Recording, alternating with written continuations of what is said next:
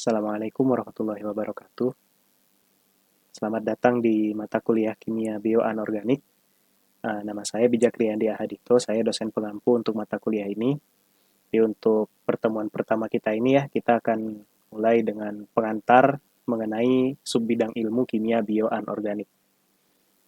Oke, jadi kalau misalnya kita perhatikan dari namanya dulu ya, bioanorganik ini jelas berarti subbidang ilmu ini adalah gabungan dari dua bidang ilmu kimia, yaitu kimia anorganik dan juga biokimia.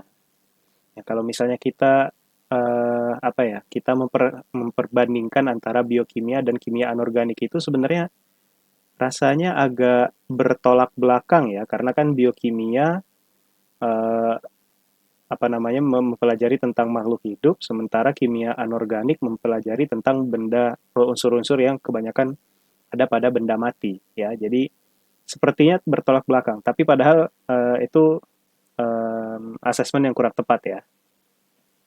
Oke, jadi kalau mau kita definisikan, kimia bioanorganik itu adalah cabang ilmu kimia yang mempelajari tentang struktur, fungsi, peran, dan interaksi unsur-unsur logam dalam sistem biologis makhluk hidup. Ya, kalau misalnya kita bicara tentang kimia bioanorganik itu kita tidak akan jauh dengan istilah yang namanya metalobiomolekul. Ya, jadi metalobiomolekul itu adalah molekul-molekul yang ditemukan pada atau disintesis oleh atau nutrien esensial yang dibutuhkan oleh makhluk hidup. Jadi bisa berupa protein, bisa berupa enzim, bisa berupa vitamin, atau mungkin bisa berupa metabolit juga yang mengandung unsur-unsur logam. Kalau misalnya yang paling terkenal ya boleh dibilang itu hemoglobin ya. Hemoglobin Anda masih ingat kan semuanya?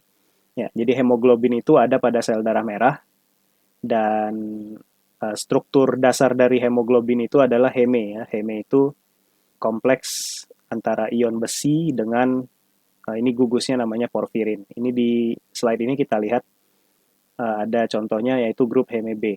Nah, kemudian satu lagi adalah senyawa yang namanya cyanocobalamin atau yang sering dikenal sebagai vitamin B12 ya.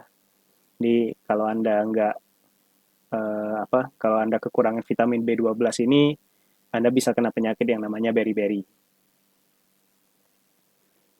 Selain itu, beberapa senyawa organologam itu bisa juga digunakan sebagai obat ya. Nah, di sini ada beberapa contoh. Kalau contoh yang paling awal itu namanya arsfenamin. Nah, arsfenamin ini adalah senyawa arsenik ya. Jadi dia digunakan sebagai obat untuk penyakit sifilis. Kemudian ada juga cisplatin atau cisdiamin dikloroplatinum 2. Ya, jadi cisplatin ini digunakan sebagai anti kanker. Kemudian ada juga bismut subsalisilat. Jadi bismut subsalisilat ini nama pasarnya adalah Pepto-Bismol ya. Jadi kalau Anda suka ngelihat yang botol warna pink itu nggak tahu di Indonesia ada nggak Pepto-Bismol? Kayaknya nggak ada ya. Saya belum pernah lihat. Ya, kalau di luar negeri itu ada obat yang namanya Pepto-Bismol itu sering digunakan salah satunya sebagai antasid ya kalau misalnya Anda kena MAG atau kalau misalnya ada gangguan pencernaan. Nah, biasanya dikasih Pepto-Bismol. Itu mengandung logam bismut. Ya, tapi dari tadi kita bicara mengenai sisi positifnya ya dari unsur logam terhadap tubuh makhluk hidup. Tapi unsur logam itu nggak semuanya bagus ya.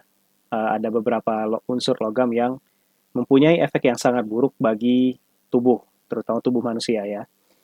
Salah satunya tadi ada senyawa arsenik ya. Kita juga mungkin ada yang ingat sekitar tahun 2010 atau 2000 berapa gitu ya. Ada aktivis hak asasi manusia di Indonesia yang diracun menggunakan arsenik. Nah, itu termasuk salah satu dari interaksi berbahaya antara unsur logam dan sistem makhluk hidup ya. Nah, ini ada salah satu contoh juga yang terjadi di Jepang. Ini disebutnya tragedi Minamata ya, karena terjadi di Teluk Minamata nama tempatnya.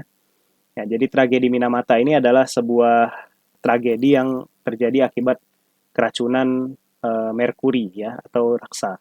Jadi di dalam tubuh raksa itu menyebabkan beberapa gejala, bisa gejalanya penglihatan melemah, kerusakan pada sistem syaraf, kemudian pada otot juga ya, jadi bisa awalnya mungkin mati rasa, kemudian uh, ototnya melemah, dan bahkan kalau misalnya sudah terlalu berat, dia akan mengalami kelumpuhan ya. Termasuk ini juga ada deformasi ya, kalau kita lihat dari fotonya, lihat tangannya, tangan normal nggak kayak gitu ya.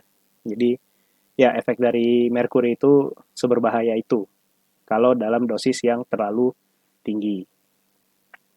Ya, jadi penyebabnya adalah pembuangan limbah merkuri dalam bentuk metil merkuri ya, lebih spesifiknya lagi ke perairan di sekitar pabrik Ciso. Jadi pabrik ini dia mengotori air di sekitar pabriknya itu sehingga terjadi bioakumulasi unsur raksa ini dari air, kemudian masuk ke plankton, dimakan oleh ikan kecil, kemudian dimakan ikan besar, dan ikan besarnya dimakan oleh manusia. Dan konsentrasinya itu semakin naik di rantai makanannya akan semakin tinggi. Itu yang disebut bioakumulasi. Oke, kalau materi untuk hari ini saya rasa cukup sampai situ. Untuk minggu depan saya berikan tugas kelompok ya. Anda harus mencari contoh kasus penyakit yang terjadi akibat pencemaran oleh senyawa logam. Bisa seperti tragedi Minamata tadi atau mungkin seperti tragedi Munir ya. Tapi jangan gunakan contoh tragedi Minamata ya kalau bisa ya. Oke, contoh yang lain. Oke. Kalau begitu untuk hari ini saya cukupkan.